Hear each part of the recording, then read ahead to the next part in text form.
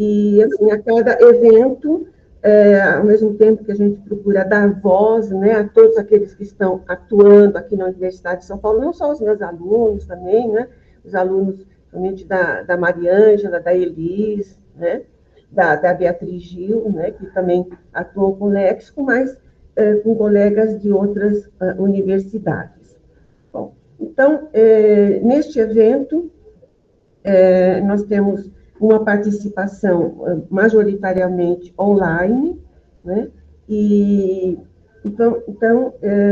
Mas eu estou muito contente com isso, porque eu acho que é uma oportunidade, né, de vários colegas e estudantes, né, possam participar sem ter de se deslocar, sem terem gastos, né? Então, é uma forma que eu acho que não, assim, não tão amigável, né?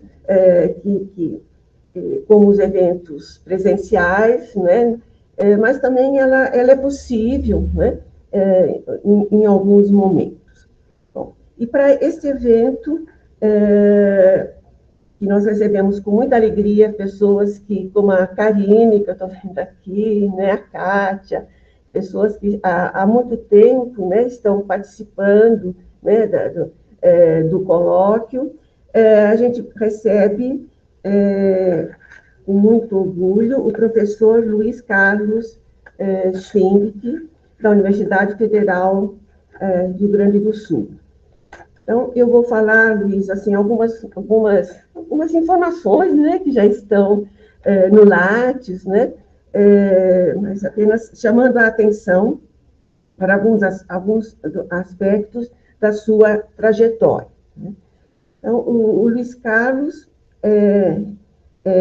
representa aquele pesquisador, né, que não trabalha diretamente com léxico, ou, digamos, a gente pode dizer, numa perspectiva ampla, trabalha com léxico, mas é um morfólogo, né? E para nós, né, eu sempre tenho procurado falar isso para meus alunos, temos que saber um pouco de morfologia, né? Não precisamos saber, né, talvez todas as diferentes morfologias, as diferentes perspectivas, né, dos trabalhos morfológicos, mas basicamente, o que tem a ver com a formação de palavras, nós temos que ter esse conhecimento, né? Alguma coisa que eu dou nas minhas aulas, né? Então, eu também não sou morfóloga, estricto sensu, né? Mas a morfologia é essencial. E nos trabalhos sobre léxico, nós trabalhamos com neologia, né? Que são formas novas, né? Que a gente vai montando, né? Vamos pegando morfemas daqui e dali, compondo. Então, aí nós temos que ver isso também do ponto de vista morfológico, não apenas pensando que estamos juntando, né, diferentes morfemas, né? Então, eu sempre digo, se você quer trabalhar com neologia, você tem que estudar morfologia, né? É essencial, né, para os estudos da neologia, né? E eu entendi isso assim, muito claramente quando eu comecei a estudar neologia, quando eu estava fazendo o doutorado na França, o professor Bernard Madar, e no meu segundo ano, estava entrando no segundo ano do doutorado, ele falou que ele tinha conseguido um professor de morfologia para dar aula para os alunos, né, que ele tinha, que trabalhavam com neologia, que trabalhavam com lexicografia.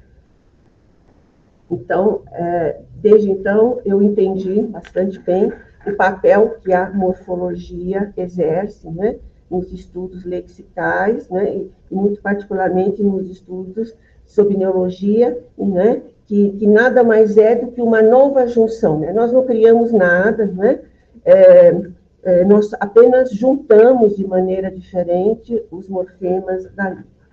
Então, o Luiz Carlos, né, muita honra de tê-lo aqui no evento, Luiz, é um professor titular do Departamento de Linguística, Filologia e Teoria Literária da Universidade Federal do Rio Grande do Sul, né, onde nós temos assim, vários colegas que trabalham com o léxico, né, a Maria da Graça, né, a Clícia, atualmente, a Maria José, né, e ele atua na URGS, né, na graduação e na pós-graduação. E ele foi aluno, né, de mestrado e doutorado de uma professora muito querida, né, no meio linguístico, a professora Leda Pissol, né, muito querida mesmo, né, e toda a comunidade linguística. Né. E ele fez pós-doutorado em Barcelona, na Universidade Autônoma, na New York University, e na Unicamp, que é também outra professora muito querida, a professora Bernadette Abafa. Eu cito essas pessoas porque elas, né, não trabalham com léxico, mas são pessoas, né, que os mais velhos, pelo menos, conhecem, né, são pessoas importantes na constituição, né, da linguística brasileira. O professor Luiz, né, ele demonstra que, além das suas funções docentes de pesquisa, né, do seu Lattes, ele relata diversas funções administrativas. E eu destaco isso porque nem todo mundo gosta de fazer isso, né, há colegas que se esquivam, né, fazem o menos possível, mas nós temos, né, faz parte das nossas funções, né, nós não podemos passar assim na universidade apenas fazendo pesquisa e deixando as atividades administrativas para os outros, né? Nós temos que também fazer isso, e você relata, né, chefe de departamento, linguística, diretor do Centro de Linguística Literários, né, além de diferentes comissões, e eu acho importante a gente relatar isso, né, para dizer também para os outros, né, para os colegas que vão entrando, que acham que, às vezes acham que vão entrar na universidade só fazer pesquisa, né, e não é bem assim. Então, mas que isso também é importante, né, porque nós contribuímos, né, vamos construindo, né, a universidade, né, essa é a função, né, nossa nessas, enfim, né, em todas essas atividades. Então, eu gostei de você ter, não só de você fazer isso, mas de ter destacado isso, né?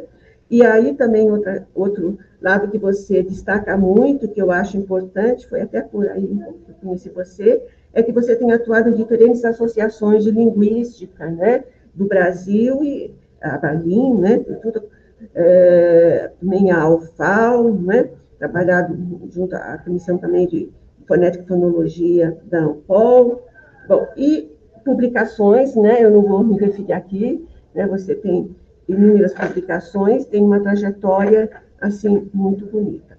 Então, hoje, eu vou, então, agora dar a palavra para você e agradecer, enfim, muitíssimo essa sua disponibilidade, né, de falar um pouco aqui para nós sobre a morfofonologia, né, que embora, como eu disse, não é um estudo direto, né, para os estudos lexicais, mas nós temos que conhecer, né, eu sempre repetir aqui para os jovens, não se pode fazer neologia, né, sem conhecer, ou procurar conhecer, né, a morfologia. Né? Então, a morfologia é uma área, poderia dizer, conexa, né, mas de extrema importância nos nossos trabalhos. Né? Então, vamos dar a palavra para o Luiz. Como é que nós estamos fazendo aqui? Paulo está aqui ajudando.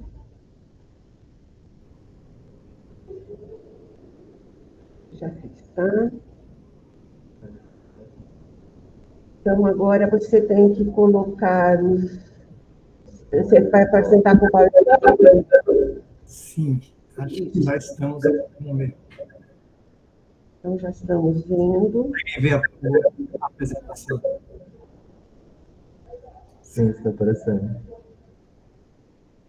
Bom, então, eu quero começar agradecendo o convite, queridíssima professora Ieda. Vocês me ouvem bem? Está muito silencioso aqui, então eu fico perguntando, né? Queridíssima professora Ieda, é uma honra enorme fazer parte deste evento, nessa edição, que é uma edição importante, né, comemorativa, já com tantos colóquios já realizados. Né? Quero dizer assim que, sim, eu concordo muito contigo que o léxico, os estudos do léxico e os estudos de morfologia devem dialogar, precisam dialogar, e a gente, aqui na URGS, percebia isso no início, né? Quer dizer, no início eu acho que, de maneira geral, a gente tinha uma associação maior entre essas áreas. A gente tem uma tradição, como tu mesmo apontaste, na URGS, importante, assim, começando lá com o professor Luft mesmo, né? E o Luft também era um morfólogo e também um sintaticista, de alguma maneira, e muita gente saiu daquele veio que associava justamente os estudos lexicográficos, terminológicos, lexicológicos aos estudos morfológicos.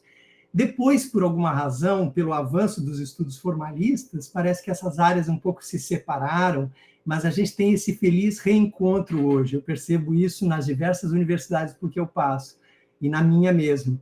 A gente hoje passa a restabelecer esse diálogo importante entre os estudos de morfologia e os estudos de léxico propriamente dito. Então, feito esse agradecimento, dizer da minha honra, enfim, do quanto que eu me sinto feliz de estar aqui nessa manhã conversando um pouco com vocês sobre o que eu estou chamando de léxicos e morfofonologia. Eu quero só ver se vocês se estão passando os slides. Se houver qualquer problema, me avisem, aí não tenho constrangimento de me interromper, tá? Então, eu chamei propositalmente... Professor, está tudo certo, tá? Tá, ok, obrigado. Eu chamei propositalmente de léxicos, no plural, e morfofonologia, para promover alguma provocação aqui em torno da polissemia desse termo léxico, né? E eu gostaria, então, de conversar sobre isso. Eu projetei uma fala entre 30 e 45 minutos no máximo, eu não sei se é este o tempo que eu tenho, mas a minha ideia é que se houvesse alguns minutos para debate, seria interessante de ouvi-los de alguma maneira. Então, vou tentar não me alongar tanto, para talvez a gente poder fazer alguma troca ao final. Tá?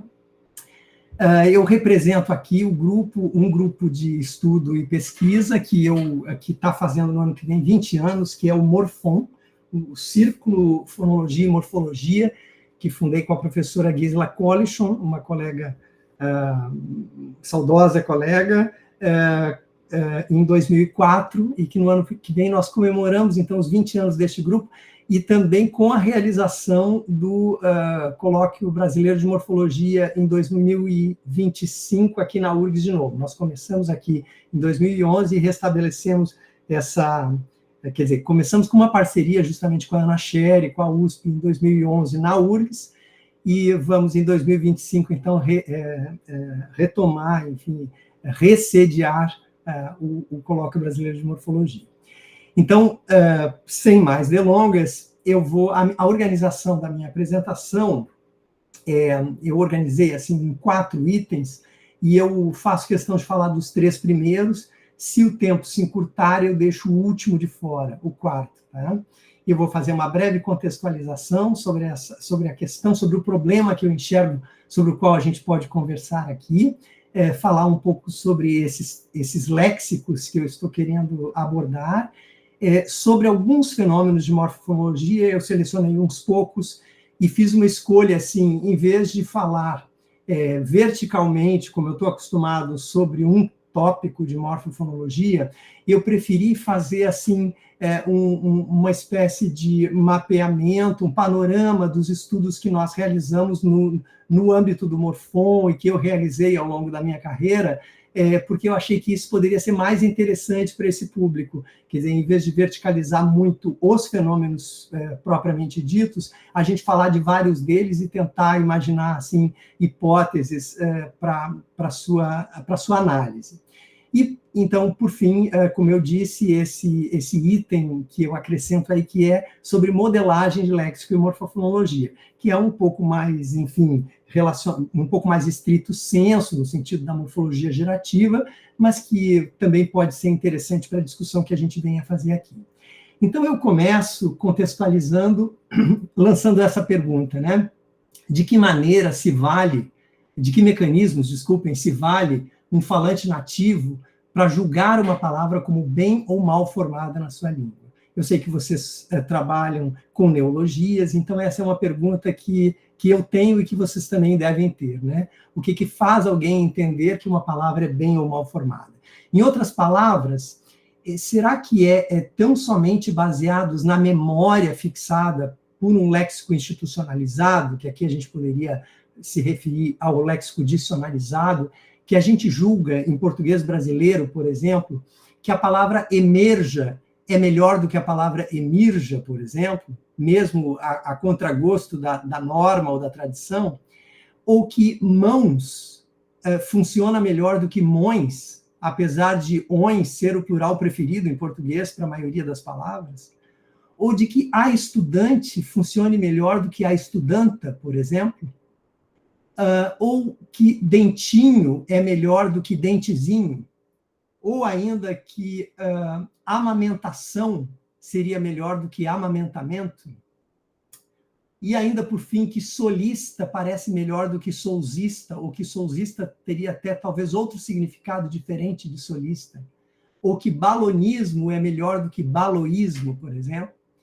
Então, eu lancei aqui nessa relação muitos fenômenos que eu catalogo como morfofonológicos e que tem a ver com esse nosso conhecimento, essa nossa intuição sobre o que é bem formado, o que é uma palavra da língua, uma palavra que poderia fazer parte do inventário lexical da nossa língua, né? E a pergunta que se faz, então, é aquela que retoma o trabalho de Chomsky, em 1970, no artigo conhecido como Remarks on Nominalization, que é o artigo que funda a morfologia gerativa, em certo sentido. A pergunta seria: que tipo de conhecimentos estão compreendidos sob esse grande rótulo de competência lexical, né, que está por trás dessa conhecida hipótese lexicalista? Então, em 1970, Chomsky propõe que não apenas a sintaxe é um componente gerativo, mas que a morfologia dentro do léxico, ou combinada ao léxico, é também um componente capaz de gerar formas numa língua, tá? Bem, então os meus objetivos são, primeiro, discutir diferentes concepções de léxico e linguística, analisar fenômenos que se definem como morfofonológicos e a relação desses fenômenos com o léxico, com o que eu vou chamar de léxico permanente e léxico potencial, e problematizar os limites entre léxico, morfologia e fonologia numa arquitetura de gramática que dê conta desses fenômenos que a gente chama de morfofonológicos. Então, vamos começar falando um pouco de léxicos. Acho que vocês entendem de léxico mais do que eu, num sentido mais lato. Eu vou aqui abordar em pelo menos 2 sentidos mais estritos.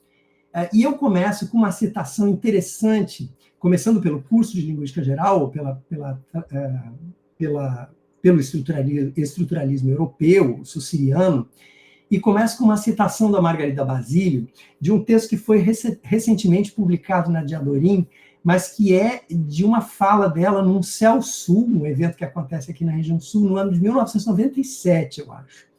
Ela diz o seguinte: em outro ângulo, Saussure lida com a morfologia do léxico em termos do mecanismo de analogia, interpretada como a quarta proporcional. Diz ele, por exemplo, que carteiro não vem de carta, mas de um modelo do tipo prisão-prisioneiro. Em referência a questões lexicais, diz Saussure, que a analogia supõe um modelo e sua imitação regular. Uma forma analógica é feita à imagem de outro ou outra seguindo uma regra determinada. Supõe a consciência e a compreensão da relação que une as formas entre si. Isso é do próprio Saussure. Assim, o mecanismo de analogia está na esfera da Lange. Acrescenta ele, porém, que é necessário distinguir a compreensão da relação que une as formas geradoras entre si do resultado sugerido pela comparação que corresponde à forma construída pelo falante, já que apenas esta última pertence à fala. Assim, conclui, a analogia nos ensina a separar a língua da fala, colocando esta como dependendo daquela.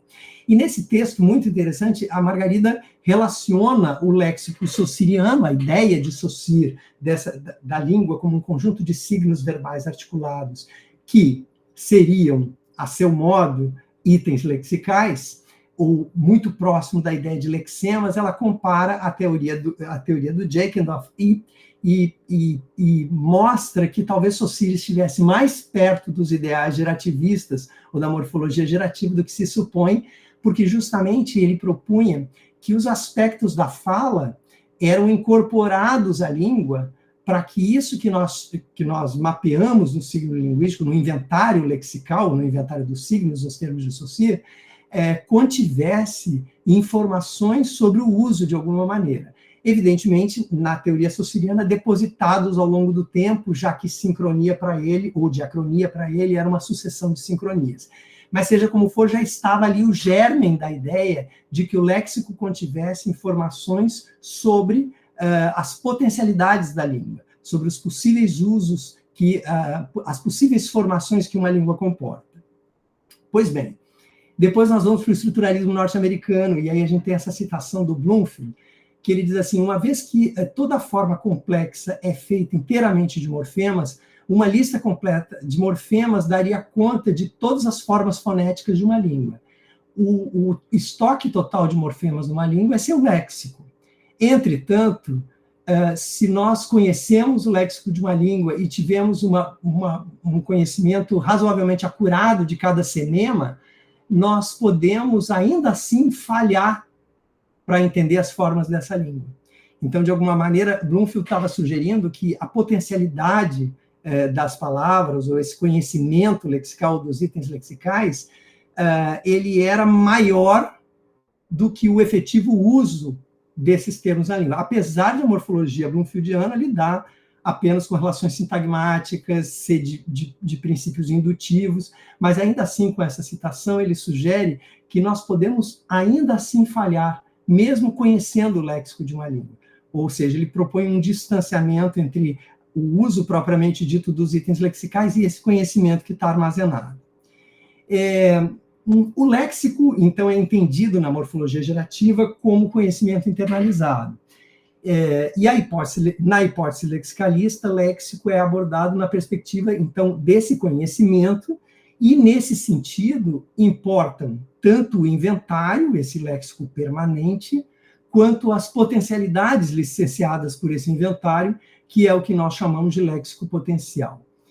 Essa citação do Spencer é interessante e é muito referida sempre que se fala de léxico potencial. Ele diz: portanto, nós diríamos que o léxico linguístico é uma lista de palavras reais. Tal lista é algumas vezes referida como léxico permanente, e nós podemos contrastá-la com formas, com uma lista ilimitada de formas, ou não restrita, de palavras potenciais, que em geral são referidas como o léxico condicional ou léxico potencial. Então, será que nós temos um léxico permanente? Então, essa é uma das perguntas que eu lanço aí. Existe o que nós podemos chamar de léxico permanente? O Spencer problematiza essa noção diante do fato de que muitas das formas dicionarizadas, elas não estão efetivamente em uso, né? E ele assume, então, o conceito de lexema, que já era um conceito presente na morfologia gerativa, para restringir esse léxico, né? Desculpem que eu... Aqui. Então, os lexemas, eles são essas entidades abstratas que são vazias de substância fônica. Eu estou chegando perto do tópico que eu quero abordar, que envolve a relação entre morfologia e fonologia. Entretanto, parece que a gente não forma novas palavras a partir apenas de lexemas, né? Mas de estruturas com constituência mórfica e fonológica, algo próximo, talvez, da noção que que a morfologia gerativa propôs de forma de palavra. Então, havia um mapeamento dessa forma super abstrata, que era o lexema, a uma forma de palavra, que é essa forma mais concreta que se coloca na enunciação, ou a representação, sobretudo na flexão, da ocorrência morfossintática, ou da palavra em uso na sentença, né? É interessante pensar que o conceito de lexema é muito útil, não tenho dúvida, para se discutir, por exemplo, formas em que, quando a raiz não é suficiente para explicar o funcionamento de palavras morfossintáticas, por exemplo, como o verbo ser, que tem formas como fui, como era, como sou, né, que tem raízes totalmente distintas. Então, sem a noção de lexema, nós não conseguimos associar essas formas em algum lugar no conhecimento linguístico. Vamos pensar, então, numa forma como o verbo ficar, lexema, nós teríamos um lexema qualificado, representado aí com uma forma de citação, totalmente abstrato, mas nós podemos ter ocorrências como eu fico, no presente do indicativo, na primeira pessoa do singular, e vejam que interessante a hipótese do colega de vocês aí, do professor Paulo Chagas de Souza, sobre que esses novos particípios, como, por exemplo, tinha fico, tinha chego, tinha trago, seja a extensão de uma relação paradigmática com formas de primeira pessoa do singular do presente do indicativo. Então, interessantemente, nós estaríamos relacionando eu fico a eu tinha fico, como uma extensão paradigmática. Isso é muito interessante de se pensar, porque a gente observa que, então, a formação da nova palavra, ou da nova construção, se deu não a partir do lexema, mas a partir de uma forma de palavra já flexionada. Como funciona, em geral, com as relações paradigmáticas. Bem, vamos falar um pouquinho, então, sobre léxico em uso e léxico potencial. Se nós entendemos que lexemas são entidades abstratas, a questão não trivial que se coloca é como que a gente acessa esse conhecimento internalizado sobre as palavras de uma língua.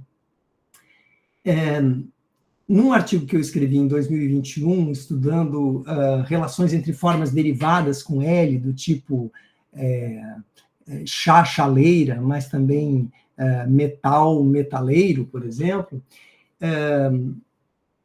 eu proponho que a análise sobre o conhecimento da formação da palavra comece pela perspectiva do léxico em uso e do léxico potencial, quer dizer, que nós partamos sempre de uma análise que considere o que nós chamamos de léxico em uso e léxico potencial. Quer dizer, o léxico potencial aqui definido como aquelas palavras que satisfazem todas as exigências estruturais para serem formadas, embora elas não existam efetivamente na língua, não tenham sido usadas por ninguém na comunicação ainda. Isso está no texto, em geral, aqui, se essa apresentação ficar disponível, vocês podem acessar esses textos. Eu sempre, no slide em que eu menciono pela primeira vez o texto, está no rodapé a referência completa. Bem, então, o melhor, então, vamos pensar sobre acessar o conhecimento lexical.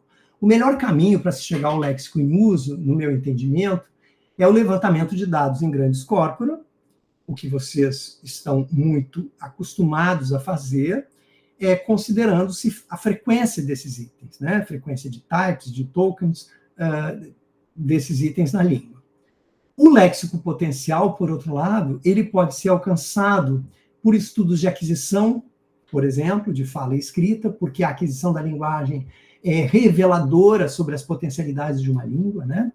Eu costumo citar exemplos como crianças que dizem coisas como um lápis e dois lápis, ou, por exemplo, um pir e dois pires, em que se revela a identificação da forma marcadora do plural, quando ainda não se domina completamente o léxico em uso da língua e se lançam hipóteses, então, sobre formação, sobre construção, flexão desses vocábulos.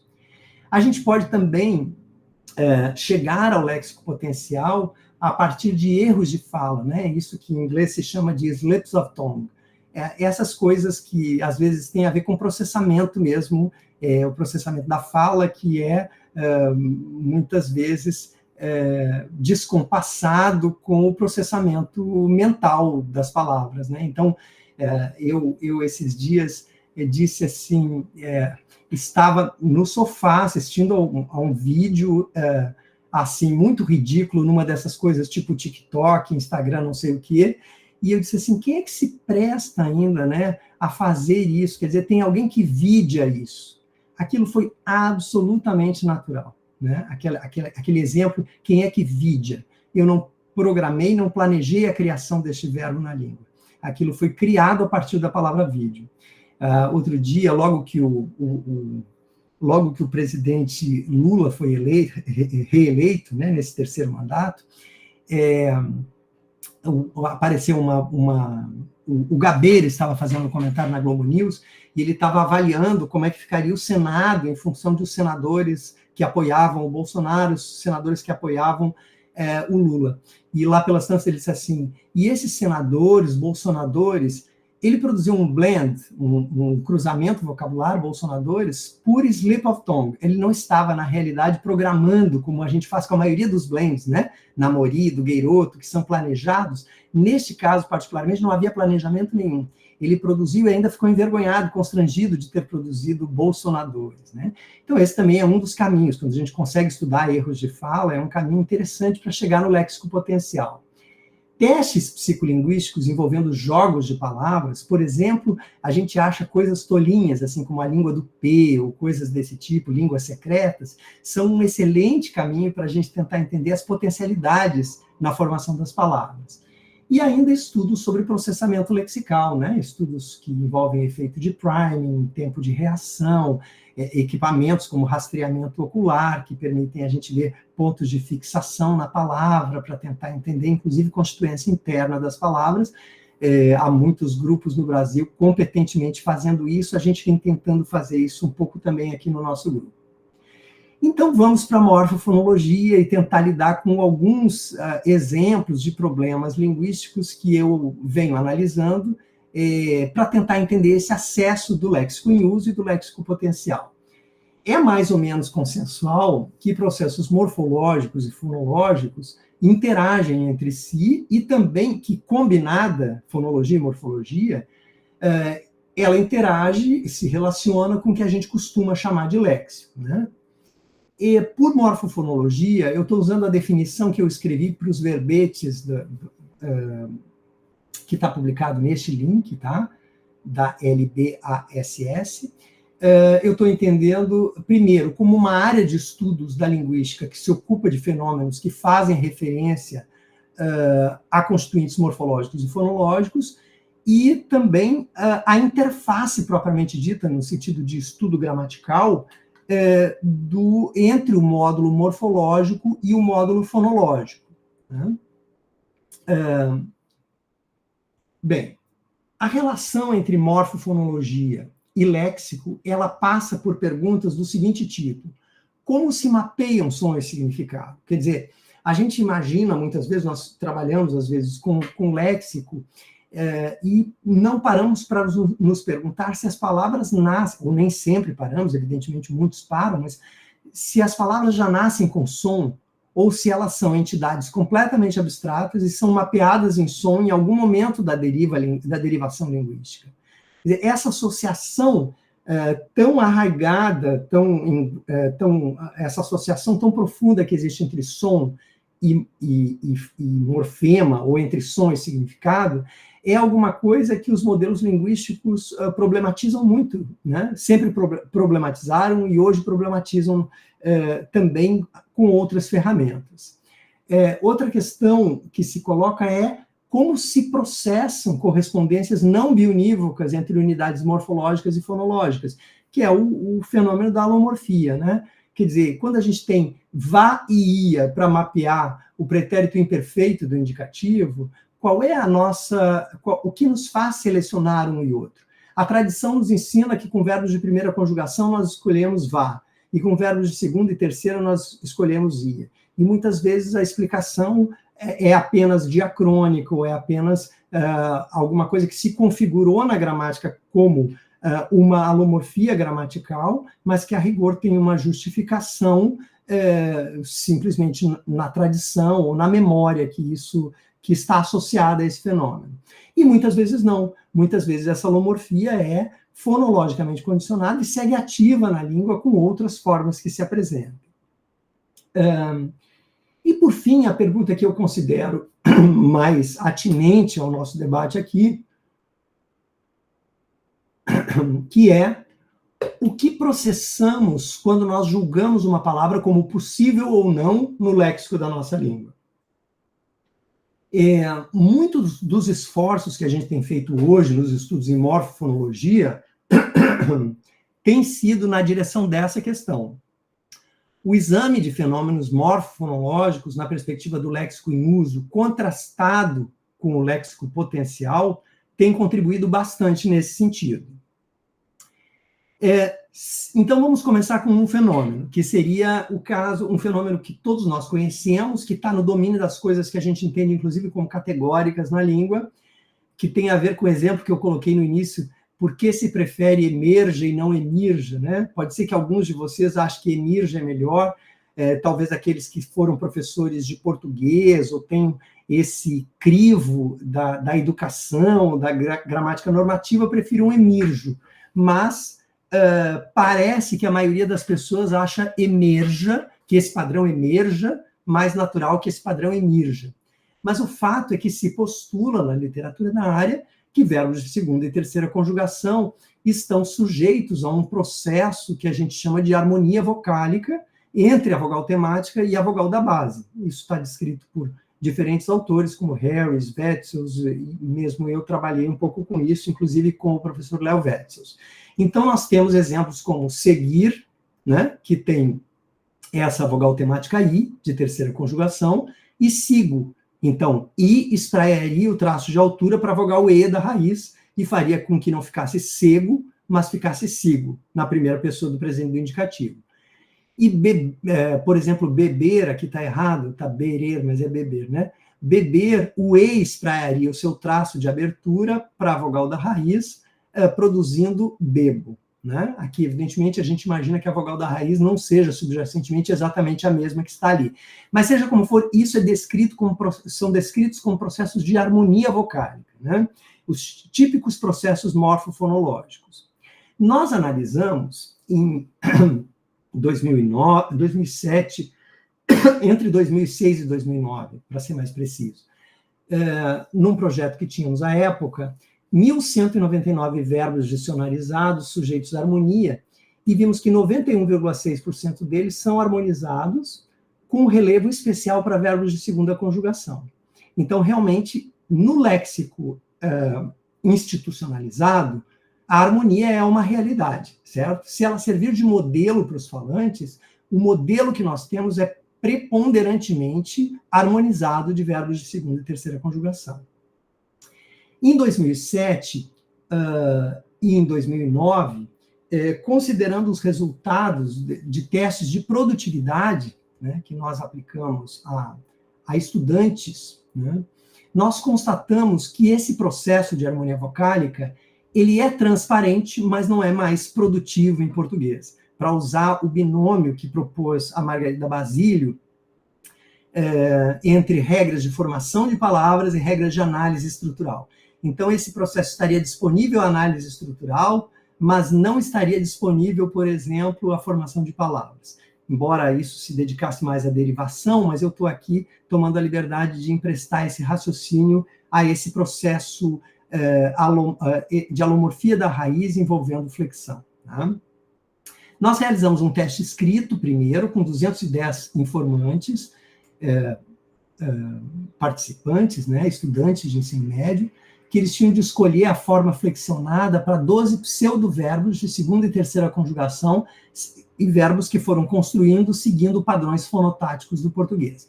A isso nós chamamos de logatomas, ou pseudo-palavras. São palavras construídas com toda a estrutura fonológica e mórfica da língua, mas palavras não atestadas na língua. Existem hoje, eu tenho um ex-orientando, que hoje é professor no Canadá, que desenvolveu, inclusive, um script para gerar pseudopalavras, né? Word Generator, o nome do script, que está dentro de um pacote maior que ele fez agora, que se chama Phonology, eu acho que é esse o nome. E é muito interessante, tem uma margem de acerto bastante alta, assim, para produzir pseudopalavras, e é realmente uma tarefa complexa, porque as pseudopalavras, elas precisam se distanciar o suficiente do léxico da língua para não se produzir imitação das palavras que já existem, mas precisam se aproximar o suficiente para não serem estranhas ao sistema, né? Então, eram coisas do tipo, geralmente eu não, e havia uma lacuna para à noite, né, para o verbo fergir, e as pessoas tinham de escolher entre ferjo, geralmente eu não ferjo à noite, geralmente eu não ferjo à noite, ou geralmente eu não firjo à noite. E um segundo teste escrito, com outros 60 participantes, de escolaridade média, também da região metropolitana de Porto Alegre, para escolher a forma de base do pseudo-verbo flexionado. Então, nós tínhamos coisas como eu nem sempre sirdo depois da academia, e eles tinham de decidir se isso se referia ao verbo serder ou ao verbo serdir, né? E é o resultado justamente deste exame que nos permitiu observar, naquele conjunto de dados, evidentemente, que o processo era transparente, porque nesse segundo teste a relação sempre existia de forma correta, né? Cerdo cerdo correspondia a serder e sirdo correspondia a serdir. Mas, por outro lado, no primeiro teste, a escolha de ferjo, ferjo e firjo era um tanto aleatória, se escolhiam as diversas formas e não há uma preponderância de uma delas, com alguma preferência para ferjo, particularmente, né? Vamos para um outro fenômeno, então, agora. A alomorfia das marcas de plural irregular em português. Eu tenho me dedicado a isso nos últimos anos. Eu estou tratando aqui de recortes mesmo, né? Pequenos recortes sobre os fenômenos com os quais eu trabalhei. Então, em palavras fechadas por ditongo nasal, nós sabemos que ões é a forma preferida, né? A gente tem capitães, mas alguém até pode dizer capitões. Me parece que se a pessoa não tiver o crivo da escola, não tiver o policiamento da escola, ela até diz capitões. Mas ela não diria mões para mãos, nem catalões para catalãos.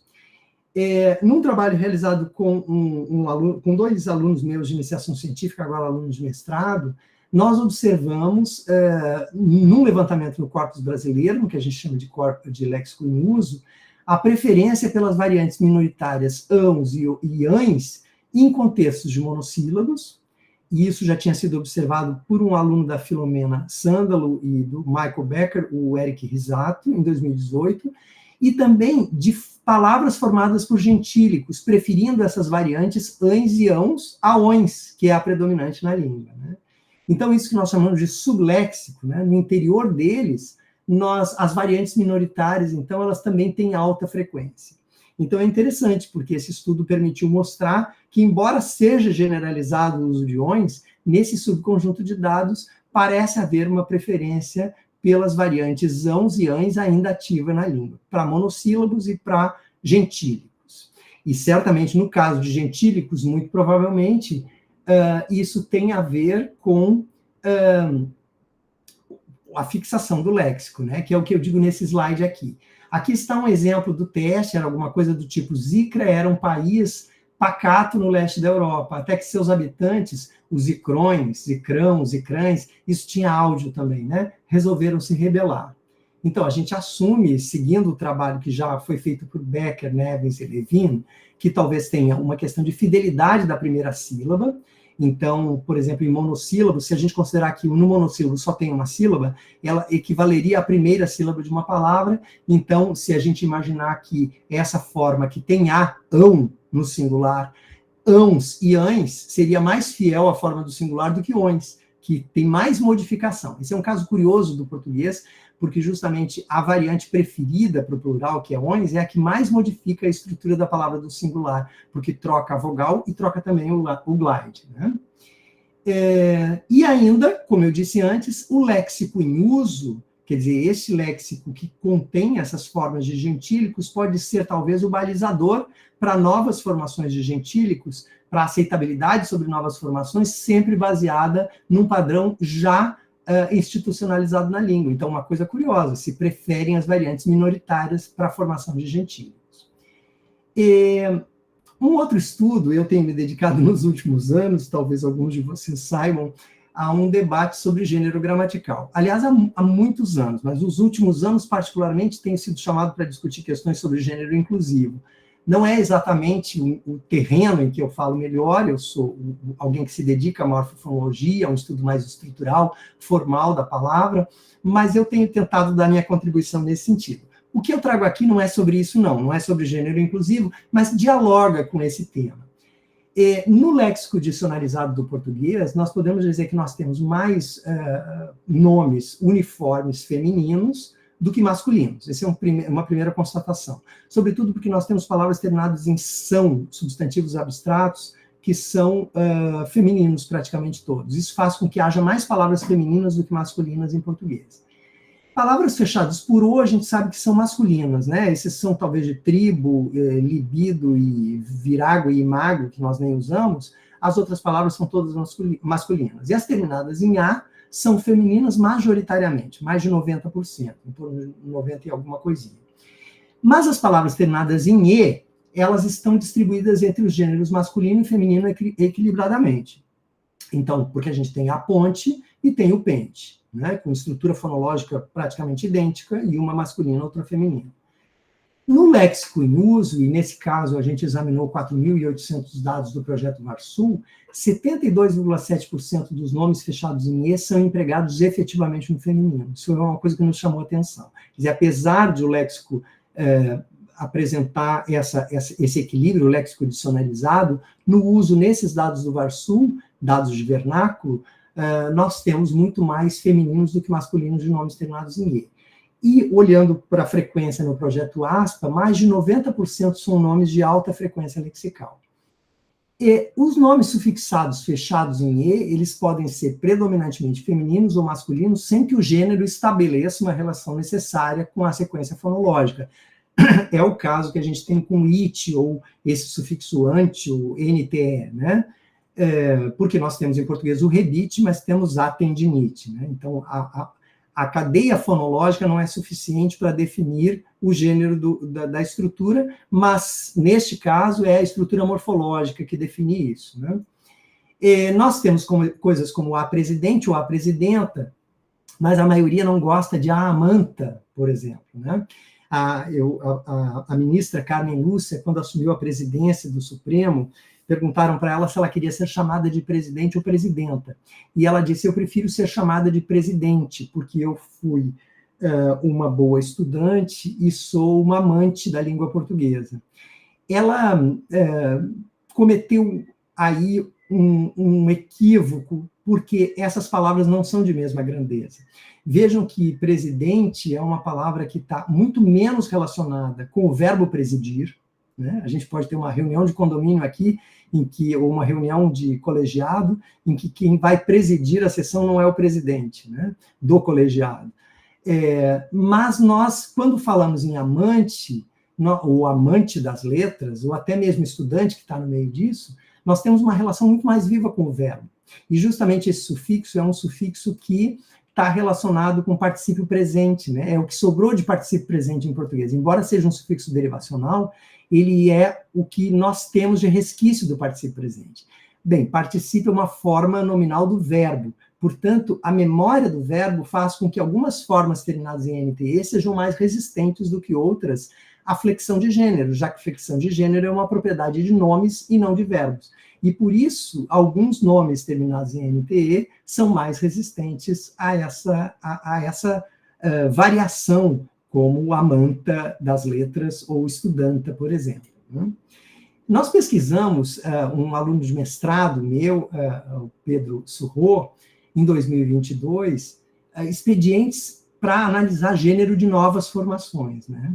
E nós fizemos um teste com pseudopalavras, em média 1.200 dados, e a gente constatou que, ao contrário de todas as demais marcas estudadas, E é a única em que predomina a escolha do masculino. Vejam que interessante, agora contradita aquele dado do léxico em uso do VARSUL, né? Porque aqui a preferência é pelo masculino. Então, numa forma como o teste era mais ou menos assim, já sabemos muito sobre, e tinha de se escolher entre A e O, filate, troje, dalome, e a maioria escolhia, já sabemos muito sobre o filate, o troje, o dalome. Bem, existem outros fenômenos, eu resolvi fazer um resumo aqui para não me alongar demais, nós podemos conversar sobre eles oportunamente. Aqui vocês têm um link para a minha página pessoal, onde a maioria desses textos estão digitalizados. Então, os que não estão disponíveis online, há um link para o texto online, mas o que não está online, vocês conseguem digitalizado, porque eu hospedei no Drive, né? Então, nós temos aqui estudos sobre são versus mento, também fazendo uso de expedientes parecidos, assim, com dados de léxico em uso, de inho versus inho, aqui com palavras paroxítonas terminadas em vogal. É muito interessante porque nós imaginamos sempre que zinho acontece com palavras oxítonas e inho com as demais.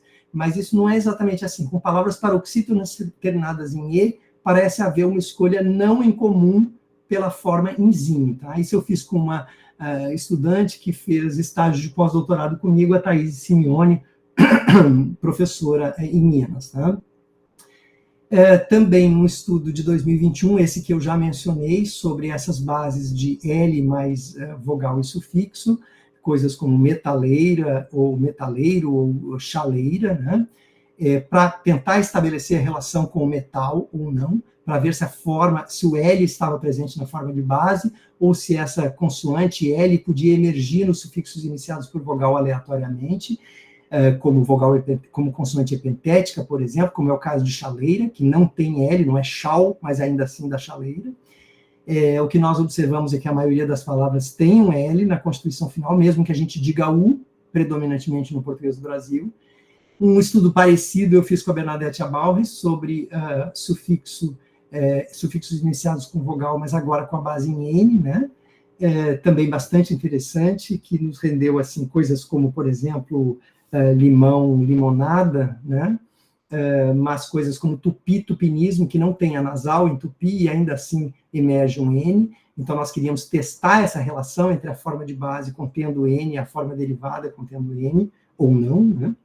Também estudo sobre a fixação e palavra fonológica, talvez esses sejam os estudos a que eu me dediquei mais na minha carreira, primeiro na minha tese de doutorado, estudando os prefixos, e depois com uma aluna minha, que hoje é professora na na Unipampa de Jaguarão, coordena comigo o Morfon, a Camila Uri, e também com a professora Leda Bisol, a minha orientadora, em diversos momentos. Recentemente publicamos um texto na Delta, também tratando de afixação e palavra prosódica de maneira geral. É muito interessante se pensar sobre o status do sufixo zinho e mente como palavras fonológicas independentes, e nas evidências que nós temos para entender que aí, em palavras sufixadas por esses afixos, nós temos duas palavras fonológicas. A Camila desenvolveu uma tese sobre isso, testando, inclusive, além de questões de processamento, indicadores acústicos. E, por fim, fenômenos variáveis, né? A minha carreira, ela é, assim, dividida entre estudar fenômenos ditos categóricos, né? Se é que a gente pode admitir que algum fenômeno é 100% categórico, mas esses que têm uma frequência, que têm uma ocorrência predominante na língua, e também fenômenos de natureza variável. Então, eu tenho estudos sobre a harmonia vocálica, desde a minha dissertação de mestrado, sobre redução da nasalidade, e também sobre róticos, né? E estudos envolvendo léxico, frequência lexical, léxico em uso, léxico dicionarizado e léxico potencial de alguma maneira, mas, sobretudo, nesses casos, dedicado mais ao exame da variação em morfofonologia. Né? E eu vou falar muito rapidamente sobre modelagem de léxico e morfofonologia. Nós, quando falamos de morfofonologia, nós temos um desafio que é dar conta da relação entre esses dois módulos da linguagem com isso que nós rotulamos como léxico. E eu vou apenas passar rapidamente modelos que se dedicaram a isso. Eu tenho um texto que trata disso mais profundamente, que é esse que está aí, um texto de 2006, num livro organizado na Federal de Uberlândia, chamado Léxico e Morfofonologia, Perspectivas e Análises. Eu publiquei lá um texto chamado A Relação entre Morfologia e Fonologia na História dos Estudos Linguísticos. E lá, então, eu trato desses modelos assim mais pormenorizadamente. Mas é interessante a gente pensar onde é que estavam esses componentes e que relação eles estabeleciam com o léxico aqui para finalizar essa nossa conversa. No modelo que a gente chama de modelo padrão da teoria gerativa, o léxico era um repositório de idiosincrasias e, na verdade, a gente não tinha morfologia gerativa ou fonologia gerativa, apenas a sintaxe era gerativa, como nós vemos aqui. No modelo do Sound Pattern of English, o SPE, de Chomsky-Halley, 68, eles já consideram que a fonologia, apesar de interface interpretativa, pode ser um componente de natureza gerativa, e surge, então, a fonologia gerativa. O léxico continua como uma lista, certo? E não há morfologia gerativa. É nessa época aqui que o Anderson disse que os morfólogos podiam ir tranquilamente para a praia, porque eles não tinham muito o que fazer até ali, né? Mas aí, no modelo de 70, com a publicação de um artigo, Remarks on Nominalization, Chomsky institui, então, o léxico gerativo, né? Quando se começa a entender que tanto o léxico pode ser um componente gerativo, quanto a sintaxe gerativa, quanto a fonologia pode ser gerativa. Alguns questionam que isso, de fato, tenha sido proposto assim no Remarks, mas é como foi interpretado pela maioria dos morfólogos, né? Depois, em 82, Kiparsky propõe um modelo chamado Lexical Phonology and Morphology, conhecido como LPM, fonologia, muitos chamam de fonologia lexical, mas a rigor o nome é fonologia e morfologia lexical. E o que tem de interessante nesse modelo, que talvez seja o que explique melhor a interface entre fonologia e morfologia, é que o léxico gerativo agora tem fonologia e morfologia interagindo, essa seta bilateral aqui indica isso. A rigor, há um split da fonologia, quer dizer, a fonologia que estava toda aqui como interpretativa, parte dela vem para o léxico, dialogando com morfologia. A sintaxe segue gerativa, e a fonologia pós-lexical agora, para a maioria, é entendida como não gerativa mais, como interpretativa, e se dedicando mais a fenômenos de superfície. E não interage com a morfologia. Então, a fonologia variável nesse modelo se questiona se ela teria acesso, por exemplo, ao componente, às informações morfológicas. Surgem em 93 dois modelos muito importantes que ainda são muito estudados. Um deles é a teoria da utilidade, proposta por McCarthy Prince e Prince-Smolensk, que é um modelo baseado na ideia de avaliação paralela de outputs. Então, um gerador gera possíveis candidatos, que são as palavras propriamente ditas da língua, com condições que são submetidas a um ranking de restrições. Essas restrições são de natureza universal e vão competindo. Então, aqui nós temos restrição 1, restrição 2, restrição 3. Então, uma forma como, para um input como pasta, concorre uma forma, se a gente considerar a silabificação, por exemplo, como pasta, pasta, pata com apagamento, paceta com uma epêntese, e essas coisas vão sendo avaliadas pelas restrições que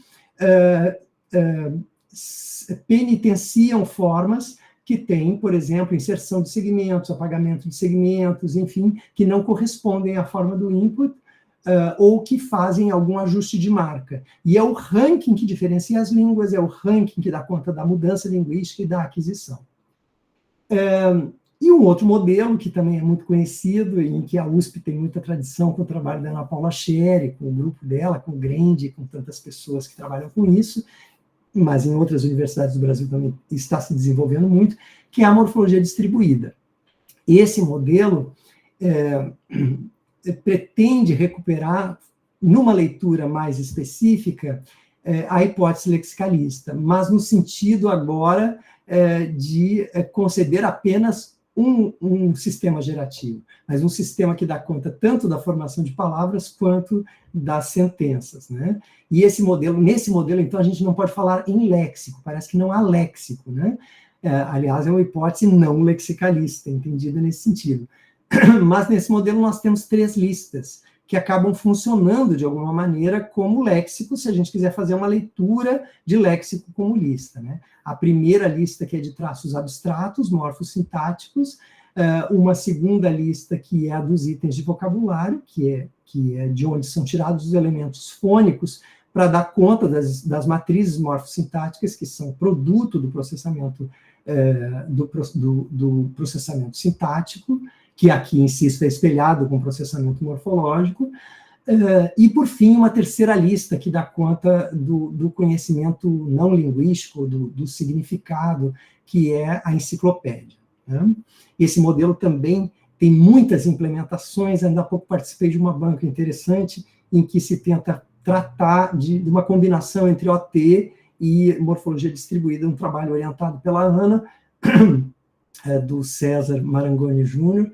Participei da banca de qualificação, que tenta fazer esse casamento, então, entre teoria da utilidade, nesse lugar da lista 2, né, da inserção dos itens de vocabulário, né? Bem, eu encerro aqui com essa pergunta: what you see is what you get, que é essa sigla que é bastante usada na computação, está aí até com essa transcrição fonética, né? WYSIWYG, né? A pergunta que se coloca hoje, a análise linguística, não é diferente da pergunta inicial dos modelos gerativos, mas ela é desafiada pelos avanços dos estudos experimentais e também dos recursos computacionais. Então, hoje nós temos muitos recursos, inclusive estatísticos, assim, para usar, às vezes, num smartphone, com recursos muito ao alcance da mão, que nós não tínhamos, por exemplo, há 20 anos, há 15 anos, 20, 25 anos. E a pergunta é, em que medida o que nós captamos no contínuo da comunicação corresponde, de fato, às representações que subjazem esse dado, né? A ideia de um léxico potencial, que dialoga com um léxico em uso, e a relação disso com os processos morfofonológicos, sustenta, em boa medida, uma abordagem abstracionista, que é a abordagem em que eu acredito, de fato, em detrimento de um reducionismo do tipo what you see is what you get, né? O que a gente vê é o que é. Parece que nós temos ainda, como linguistas, de no dado procurar aquilo que está por trás do dado, aquilo que está na subjacência. A questão é que a extensão da distância entre essas representações abstratas e as representações concretas vem sendo redimensionada, felizmente. E cada novo estudo que se aventura a questionar pressupostos teórico-descritivos do ponto de vista do processamento e da cognição tem revelado novas nuances sobre essas questões representacionais, sem necessariamente abrir mão da questão da categorização e da abstração dessas estruturas. Eu fico por aqui, agradeço profundamente a oportunidade de conversar com vocês. Isso aqui é uma fotinho do meu grupo, desde a sua primeira constituição, lá no início, né, até o nosso grupo agora, passando pela pandemia, aqui com encontros online, e é um grupo a que eu sou muito grato, o Morfon, como vocês viram aí nas referências que eu apresentei, sem eles eu não construiria o trabalho que nós conseguimos construir até aqui. De coração, obrigado. É uma alegria participar deste evento.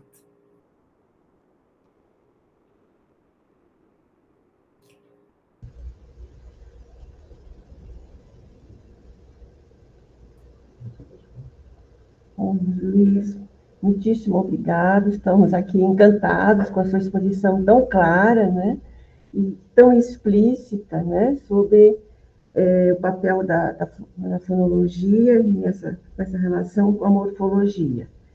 E, então, o que eu vou dizer é apenas que, no decorrer da sua exposição, eu fui lembrando, né, de algumas falas do querido professor Jean-François Sablerolles, foi um lexicólogo assim, bastante importante, infelizmente faleceu assim, prematuramente, né? Estava em plena produção, faleceu há três anos, e o último colóquio foi em homenagem a ele, né? É uma colega também muito querida, uma colega portuguesa.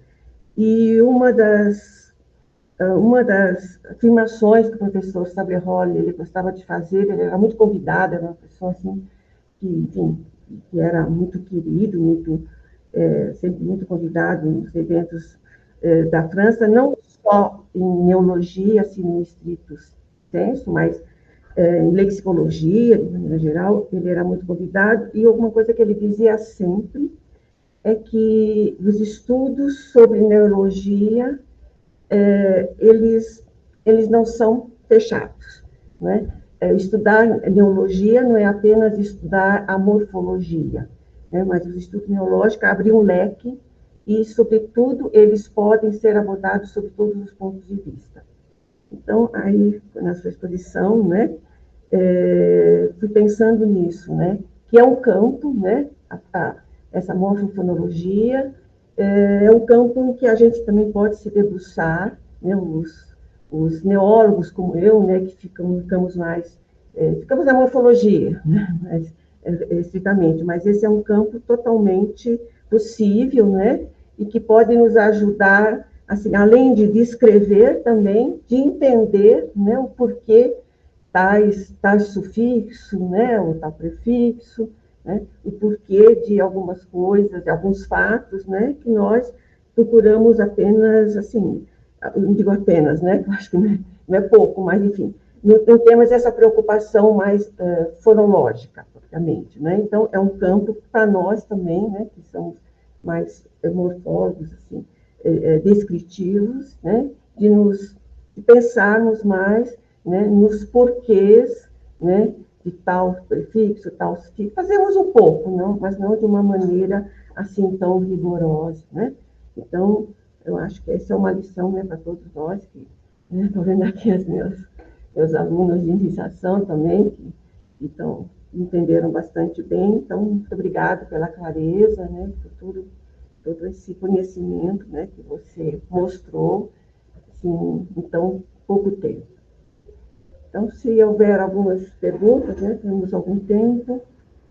Só para dizer, e enquanto as pessoas querem perguntar alguma coisa, eu concordo muito contigo. Tu sabes que, assim, quando a gente começou aqui, quer dizer, quando eu comecei a estudar morfologia, nós estudávamos numa perspectiva muito formalista, muito abstrata, e continuamos fazendo isso. Mas, de uns tempos para cá, nos abrimos para os grandes corpora, para os dados, e, ao mesmo tempo, o movimento contrário também é verdadeiro. Muita gente que trabalhava com corpos e trabalhava com lexicografia, por exemplo, terminologia, passou a se interessar por essas discussões mais profundamente. Então, por isso eu disse no início que eu acho que a gente está felizmente voltando a esse ponto de contato, né? Porque sem o dado, o que é de um linguista? Um linguista não é nada sem o dado. Eu não acredito naquela premissa dos primeiros modelos gerativos de que é possível se basear puramente na intuição, né?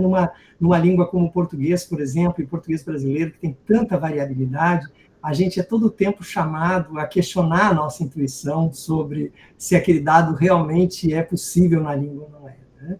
Então, eu concordo muito contigo, que a gente estudar uma formação nova, de que perspectiva for, nós temos um caminho aberto para diálogo com diferentes áreas.